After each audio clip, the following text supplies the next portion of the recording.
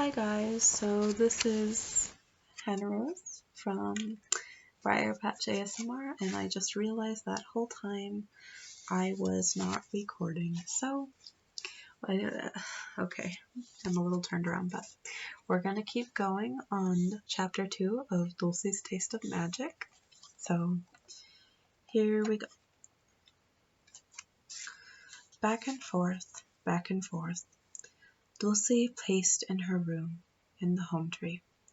That annoying Ginger. Imagine her taking over the kitchen.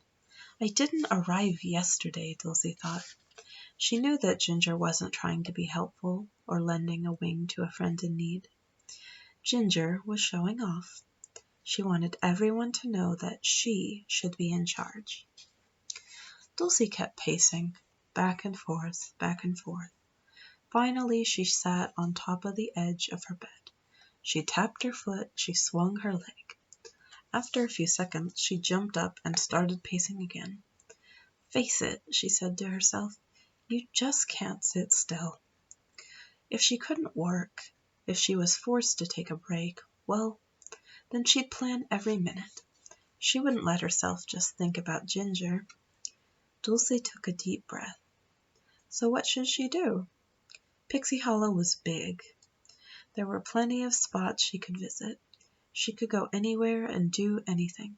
Why, fairies such as Tinkerbell and Vidya, a fast-flying talent fairy, had even traveled outside of Pixie Hollow, exploring different places in Neverland. Of course, Dulcie wouldn't do that.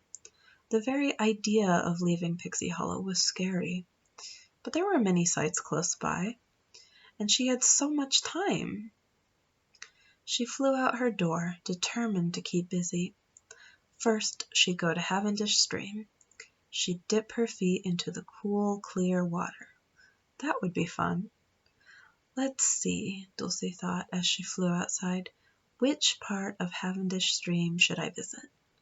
The stream ran all through Pixie Hollow, but Dulcie wanted to choose the prettiest part. Next to the orchard, she decided. She hadn't been there in a long time. Still, she remembered a large cherry tree hanging over the water. It will give me some nice shade, she thought. Her stomach grumbled loudly. And maybe a cherry for breakfast. It was odd not to be in the kitchen working. She never left the home tree in mid-morning. Pixie Hollow seemed somehow different at that time. Honestly, she wasn't even certain which way to go. She felt a little strange, as if she didn't quite belong. Dulcie shrugged off the feeling and kept flying. She crossed Cavendish Stream once, twice, 3 times, trying to find the cherry tree. Finally, she spied it ahead. It's about time, she said to herself. I was all turned around. Even before she landed, Dulcie heard laughter. A group of water talent fairies stood knee-deep in the stream. Hey, Dulcie called out. She settled on the bank to watch. There's more over here, Ronnie said to the other water fairies. She didn't notice Dulcie. Silver Mist, Humidia, come help. Dulcie watched the fairies move to a murky patch of water. They plunged their hands into the stream. As they waved their fingers, the water around them magically cleared. What are you doing? Dulcie called. She called more loudly. Maybe they could sit down with her and share a cherry or two. She really was hungry. This time Ronnie heard her. We're cleaning the stream, she explained. A band of raccoons walked through here last night and part of the bank collapsed. The animal talents told us the minnows were having trouble swimming. So we're here clearing all of the silt from the water. I'm busy too, Dulcie said. I still have to visit Lily, get my wings washed, eat lunch. Her voice trailed off. The fairies had already gone back to work. They hadn't heard a word she'd said.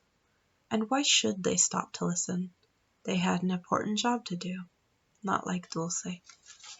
I'm going to take a pause for a moment to show this really cute picture of Ronnie and Dulcie.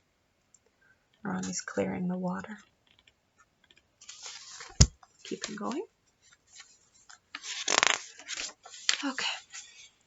Well, I must be off, Dulcie said, and not staying to dip her toes or even to pick a cherry. She flew away. Dulcie flew east, southeast, west, southwest. She was searching for Lily's garden. This is ridiculous, she said, fuming. I should know exactly where it is. But when she stopped to think, she couldn't remember the last time she'd been there. Finally, Dulcie spotted the garden, just a couple of frog leaps from the home tree. Inside, she took a deep breath. The flowers smelled sweet. Everything looked pretty. She could relax at last. Really, I feel sorry for those water fairies, she thought. They're working so hard. They're not on vacation like me. Dulcie stretched. Now she and Lily could have a nice talk. They'd sit under a lilac and watch the clouds roll past. Lily, she called, are you here? I'm in the corner, Lily answered, by the raspberry bush. Dulcie hurried over. Lily was kneeling on the ground. She sifted dirt through her fingers. Good, Dulcie thought. Lily isn't doing much of anything. She'll have plenty of time to spend with me. Dulcie plopped down next to her. Not there! Lily cried. Dulcie screamed. Dulcie scrambled into the air. What is it? She asked. Poison ivy? A new flower is starting to grow. I'm spreading fresh soil to help it. Oh, Dulcie hovered above the ground. Was that all? Why don't you take a break, Lily? We can sit and talk and catch up. Dulcie's stomach rumbled loudly again. And maybe you'd like to share a raspberry? She added. Oh, I wish I could. Lily moved a few inches and sprinkled more soil on the ground. But I need to keep careful watch over this flower. It could sprout at any moment, and I want to be here. You know, to help it along.